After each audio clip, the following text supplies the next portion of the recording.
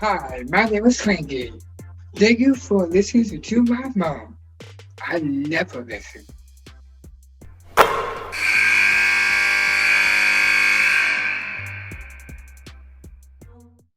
Nothing but net rolls right along with our podcast, and I am so pleased to be joined by Kelly Von White, the head coach at Southern Illinois. Kelly, it is always great to see you. How's it going? It's going pretty good. Always great to see you as well, Debbie.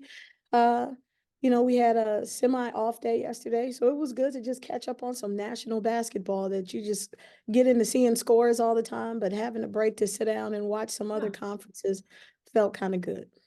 When you sit down and watch other games, not in your league, and do you have a pad of paper with you? Are you scouting? Like, what are you doing? Oh, of course. I'm looking for trends and tendencies because you got so many friends, in the industry that are playing that at least I used to coach with. So yesterday watching LSU, watching Ole Miss, I'm looking for tendencies of okay, what are these scoring droughts? What are when they're making their runs, what are they looking for? Oh man, look at that mismatch isolation, that they took advantage of. And Right. so you see things, we're all thieves. We all run each other's stuff. And so it's just about growing the game. But I also look at playmakers. I'm constantly texting my kids, hoping my kids are watching basketball, even on their break time. But just trying to grow the game through them and get them to look at the different levels that are out there, but understanding we're all doing some of the same stuff. Yeah, I always say that there's not really a lot of secrets. There could be a tweak or a change. You might, as you said, tendencies. You might shake it up a little bit. I thought Coach Yo did a great job in changing up her ball screen coverage and changing her multiple looks defensively, giving different layers to their defense. When you're watching that you got, like you said, you have a bunch of friends in the business. How much do you think that your familiarity with how they play and what they like to do, you can feel it absorbed a little bit in what you're trying to do? I mean, kind Oh, of, because like when you're friends, right? You kind yeah. of got to do a lot of stuff the same.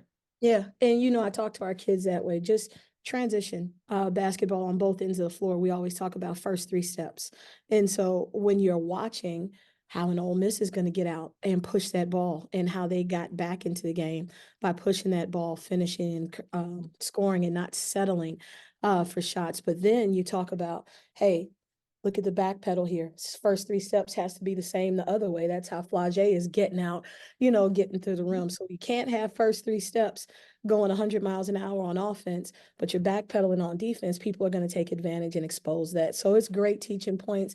I grab a couple, three clips just to mix in with our film for the next couple of games, just because I know our kids know those names on the national level and they see that it all translates. The same stuff that you think your coaches are just yapping, yapping, yapping. Yeah. It's every level. You can turn on the NBA and my Bulls, same thing. Kobe White is pushing that ball, and if we don't get back, Alex Caruso that played at A&M, I mean, look, he's back taking charges on bigs, running the floor, not looking. Same thing we're trying to do.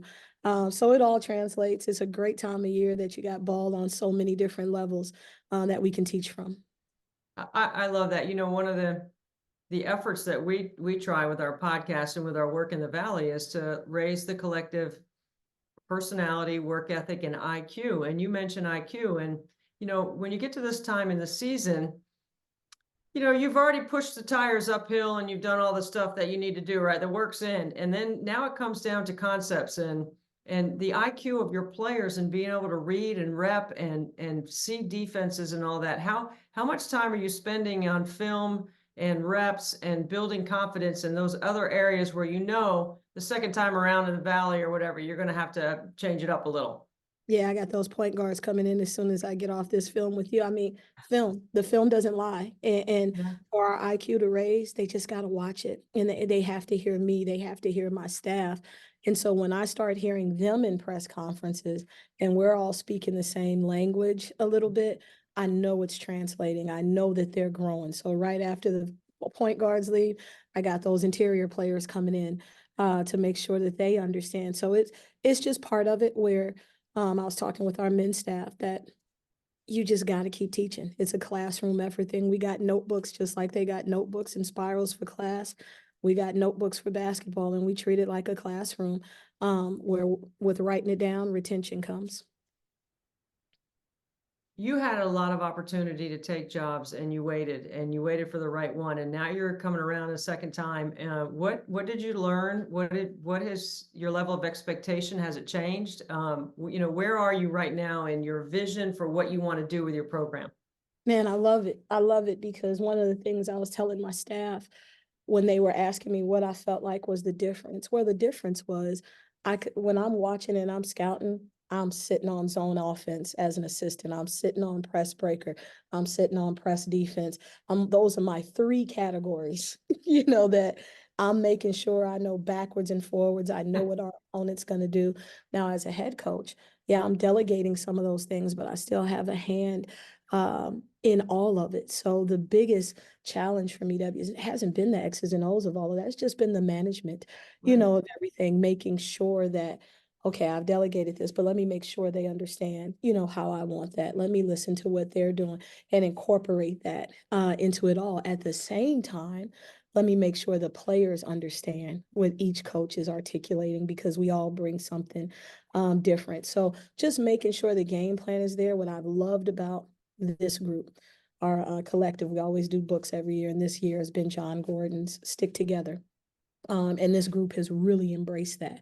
And so I'm having a great time coaching these kids, because the buy-in in year two, they know what I want, a little bit more. And the buy-in has been great. We've had adversity where we've lost players for extended periods of time this season beyond their control, some of it. And all of a sudden, my bench steps into starting roles, into roles they haven't played in, and you're beating teams, that nobody gave you a shot to be. And so now their confidence is growing. So the boat's moving in the right direction. I gave him a Kobe tweet. How do you climb Mount Everest? One step at a time. And right now we're in the valley. We're in the valley, but I love the rising tides. And I also up here, yeah, let's see, up here, right here, yeah, that's my John Gordon collection. yep, I right have, here. so I don't have his new one yet, but I haven't read that. It's a good one. It's a good one. Stick together, and well, I'm always going to be physical and actually get the sticks and break them out and give them to our kids. I love it. But it's a big one. I told my husband is really big on TVs, and I'm like, baby, we got a TV in every room. We have to have more bookcases in this house for our daughter than we do TVs. Oh, that's a good one. Number of bookcases versus number of TVs. We're losing that battle here too. Yeah, We have I a had to lot more fight that. TVs. That's great. How is your daughter? How's school getting ready? How was the break? Christmas, Santa Claus, all the good stuff that you get to do. Man, she's 11. Her team was in here last night, practicing. They won the conference. They're on the regionals. They're hosting regionals. So I got a little sixth grade point guard starting on the eighth grade team, and she's starting to love it. Mommy's just trying not to mess her up. She comes downstairs, Mom, could you run through our zone offense? I'm like, oh Lord. All right. So I came down there and worked with the That's girls awesome. on it, but she just had a typical middle school, Christmas, growing out of toys, in the clothes, caring about her appearance a little more. But we got those straight A's, so I'm happy with her. She's loving it. She's found a great group down here that pushes her academically, and she's just got some good friends that mommy actually likes. Well, that's important. The friend group is critical in middle school. That's for sure. I hate middle school. I hated it for all three of mine. I can't stand it. I don't even know how teachers enjoy teaching middle school. But you mentioned something about, helping your daughter's team with the zone. Isn't it interesting how there are times when your kids want you around, and then there's times when, everybody knows who you are and what you do. And so bringing you to practice can have one or the other effect, right? Yeah. And it's great that your daughter embraces it like that, because my youngest son does the same thing with me, and it's so gratifying to know that they don't mind you being around, because you're not intrusive, you're not over the top, you're just being the mom, but you also happen to know a little basketball. Just a little in her eyes, just a little. And I try to stick to that mom role. We go to games, I'll say something, my husband will give me a quick little jab to shut up.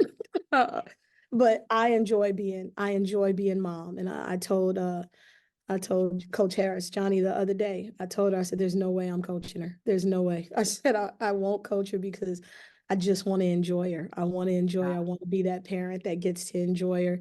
So one of y'all are going to have to take her. Yeah. Isn't it great though that you got one of y'all? Is a lot of y'alls that you It is. have that could take her, that would love to have her, right? Yeah. That's so cool. Like, Yeah. yeah, I'm the same way when I watch my son play. I say nothing. I Yep. don't even really like sitting too close to my husband because I don't want to give off any bad body language if he leans over and says something, or if he jabs, and Yeah. I just would rather just be the mom, keep my mouth shut. It's like going to the game, right? Everybody knows who you are. They know that you know more basketball than the middle school coach. So why would you want to, put that coach in that position when it's you want to be the mom for your daughter? You just want to be the mom. And like I said, they're winning, they're having fun.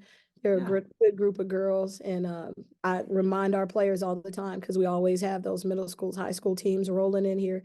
Little eyes are always watching, and we have a responsibility toward them. So it's a full circle moment for me with those It's guys. so important, Kelly, and you have it in such great perspective. And these are the moments when we know our game continues to move forward and evolve because we got good people that care for the right reasons, doing the right things, helping their kids make good choices, helping them make their own choices and hoping that they're good and advancing the game. Like that game at Ole Miss, that crowd, there are 9,000 people in there. I mean, I know LSU gets it whooped up, man. It is awesome. And Yep. the little multi-mania going on and, the whole dress and look alike Kim and Yep. all. I mean, it's love it. just, I think it's fantastic. It's good for our game. It brings more people to our game. And I'm hoping you feel the same way. How do you Oh, feel? I definitely do. We had almost 5,000 at our elementary school game this year, and I love it. And when I watch that, you got to hold on to the vision, Debbie. A lot of people don't see it. People think you're crazy, but I know what we're going to have because our young ladies deserve to play in front of those kind of crowds. They work just as hard. And the one thing I'm experiencing now is that, you know what? Yeah, there's levels, there's important things that you have to hit on to, but you can't forget about the marketing of the game, especially. That's why one of the reasons I came. I wanted to be in a college town where there's nothing we're competing against. It's the Salukis in this area. And so I wanted to be in a town that was nothing but crazy about the university. And we're going to build it. We're just going to keep building it and we're going to have those crowds. But I do think it's so refreshing for our game, not just to see the bodies in the stands, but to see people on Twitter, going back and forth on different things. And they're talking women's basketball. It's not a better time to be a women's basketball player than right now.